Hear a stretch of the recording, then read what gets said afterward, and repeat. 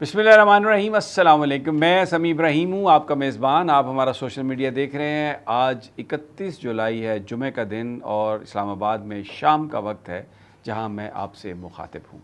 सारा दिन बारिश होती रही है, मौसम बड़ा अच्छा रहा है, और एक और अच्छी खबर कि बिलाखिर इस्लामाबाद के लोग भी उठ खड़े हुए। पाकिस्तान में भी कश्मीर में जो जुल्म हो रहा है उसके ख़िलाफ़ एक एहतजाज, बड़ा एहतजाज। आपको उसकी पूरी रोयदाद बताएंगे, उसकी वीडियोस दिखाएंगे। और लोग इसलिए ज़्यादा आए कि एहतजाज करने वाला, एहतजाज का ऑर्गेनाइज़र साबिक सेनेटर मुश्ताक अहमद थे, जो एक जेन्युइन फ़ाइटर हैं और इंसानी हकूक़ के लिए लड़ते हैं। तो वो मैं आपको उसकी तफसील बताऊंगा। और मुज़फ़्फ़राबाद से जो ख़बरें आ रही हैं, वहाँ पर जो इंतखाबी दफातर थे मुख्तलिफ़ जमातों के, उनको एहतजाज करने के लिए लोग निकले और उन पोस्टर्स को फाड़ दिया, उन जो कैंप्स थे उनको उखाड़ दिया। वो कह रहे हैं कि कश्मीर में इलेक्शन अब मज़ीद नहीं हो सकता।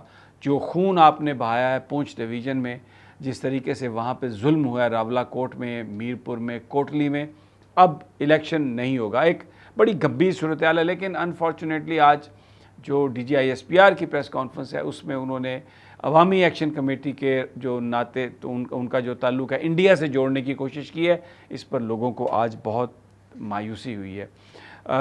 कमांडर फ़ारूक, जिन्होंने पुंछ में मुकाबला किया था और मुखालिफ फोर्सेस को आने नहीं दिया गया था, और उनकी उस बेपनाह बहादुरी और जुर्रत की बिना पर उन्हें कमांडर का खिताब दिया गया था, उन्हें जैकेट भी दी गई थी जिसको वो हमेशा अजीज़ रखते थे।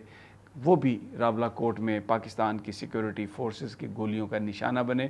उनका जनाजा, उसकी भी मैं आपको फुटेज दिखाऊंगा कि किस कदर बड़ा जनाजा और कितने लोग, ये जो कुछ हो रहा है इस पे पाकिस्तानियों के दिल दुखे हुए हैं। बहुत सारी जो फुटेजेस हमारे पास हैं वो हम आपको इसलिए नहीं दिखाते कि हमारा काम ये नहीं है कि हम आग पर तेल छिड़कें या हम लोगों के जज्बात को उभारें। हमारा मकसद इन चीज़ों को हाईलाइट करने का ये है कि हुक्मरान जो हैं वो होश के नाखुन लें और मामला हल करें। पाकिस्तान में भी बड़ी हलचल मची है मोहसिन नकवी साहब के बयान के बाद, और बड़े जो नून लीगी और पीपल्स पार्टी के साफ़ी हैं वो बहुत अजीब व गरीब किस्म की गुफ्तगू और तनकीद और सब कुछ। लेकिन फुट पै गई है, दाने मुक गए ने, कम हो गया है, अब टंगा चुकियाँ जानियाँ ने, अब नहीं बच सकते।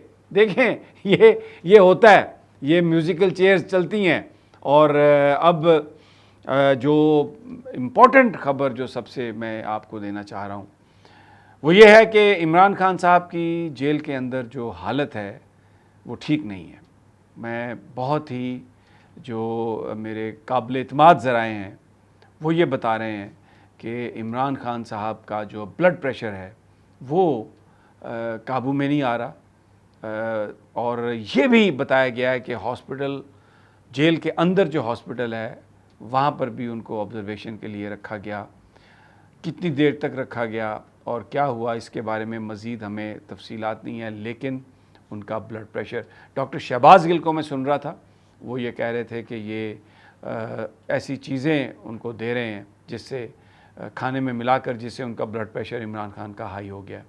और अगर आप वहाँ पर सिर्फ नमक ही ज़्यादा डाल दें, जिसको कोई तकलीफ़ हो तो उसका ब्लड प्रेशर हाई हो सकता है। लेकिन इम्पॉर्टेंट बात है कि इमरान खान की अडयाला जेल में तबीयत ठीक नहीं है। ज़राए बता रहे हैं कि शायद उनको हॉस्पिटल में भी रखा गया है। जेल के अंदर जो अस्पताल होता है उसमें, वो नाम का अस्पताल होता है, कोई उसमें ज़्यादा फैसिलिटीज़ नहीं होती। लेकिन हुक्काम इमरान खान को बाहर किसी हॉस्पिटल में इलाज के लिए नहीं ला रहा है, उनके ज़ाती जो मुआलिजीन हैं उनको एक्सेस नहीं दे रहा है। इससे जो फैमिली है वो बहुत डिस्टर्ब है, PTI के वर्कर्स भी बहुत डिस्टर्ब हैं।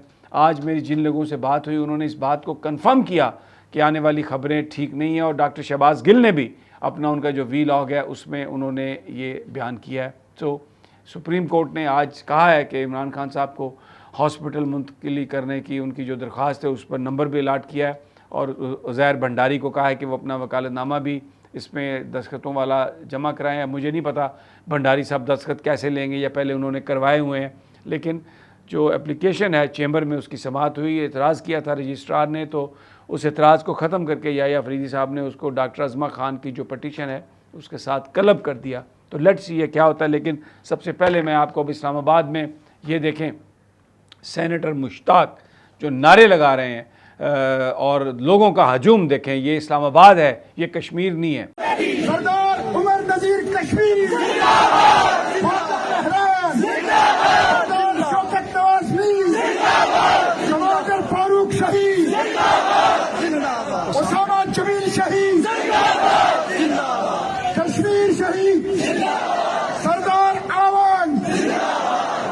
आप सब लोग इनकलाब आएगा,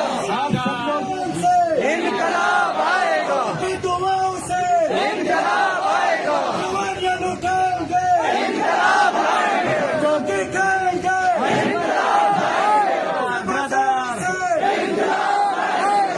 यूनिवर्सिटी से इनकलाब आएगा, मदरसों से इनकलाब आएगा, दुआओं से इनकलाब आएगा, इनकलाब जिंदाबाद। इसके बाद अभी मैं आपको ये जो जुलूस निकला है वहाँ पर, मैं उसकी ये फुटेजेस, मैं उसके जो नारे हैं लोगों के और फुटेजेस, मैं चाहता हूँ कि मैं बीच में से निकल जाऊँ और आप उसको देखें, सुने कि अब इस्लामाबाद में भी लोग उठ खड़े हुए हैं।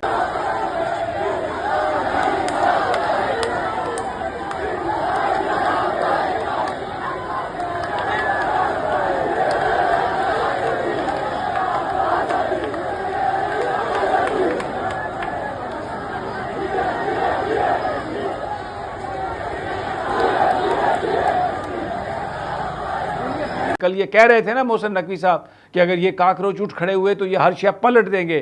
तो ऐसा लग रहा है कि बिल आखिर जो कश्मीर के अंदर जो हो रहा था, जो जुल्म हो रहा था और जिस तरीके से वहाँ पे लोगों ने उसका मुकाबला किया, उसके जो असरात हैं वो पाकिस्तान में आना शुरू हो गए हैं। और आज इस्लामाबाद की सड़कें गूंज रही हैं, नौजवानों के नारों से गूंज रही हैं। इंतहाई एक बड़ा मुजाहरा कश्मीरियों के साथ, उनके अवामी एक्शन कमेटी के साथ, कि उनके इज़हार यकजहती के लिए ये जो मुजाहरा हुआ है। जो एक और अफसोसनाक खबर थी मैंने आपको बताई कमांडर फारूक की, ये आप उनके जनाजे के मनाजिर देखें।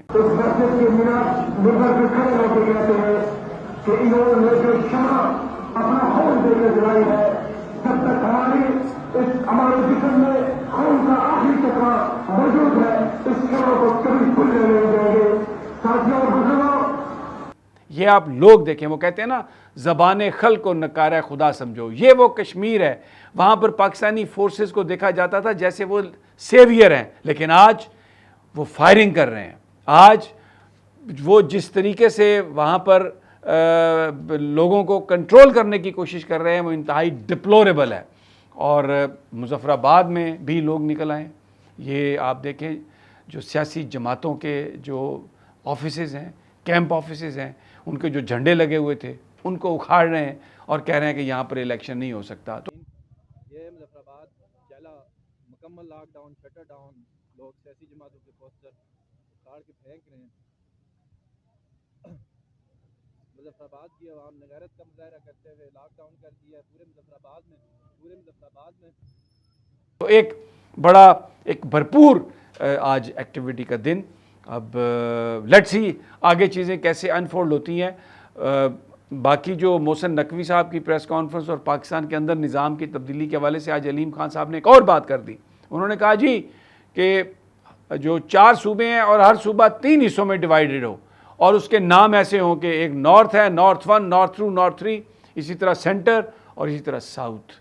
तो उन्होंने बहुत ज़्यादा सूबों की बात कर दी है।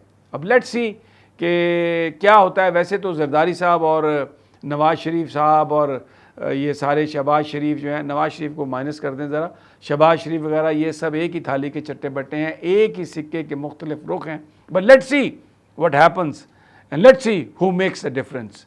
मुझे इजाज़त दीजिए अगली वीडियो तक। अल्लाह निगहबान।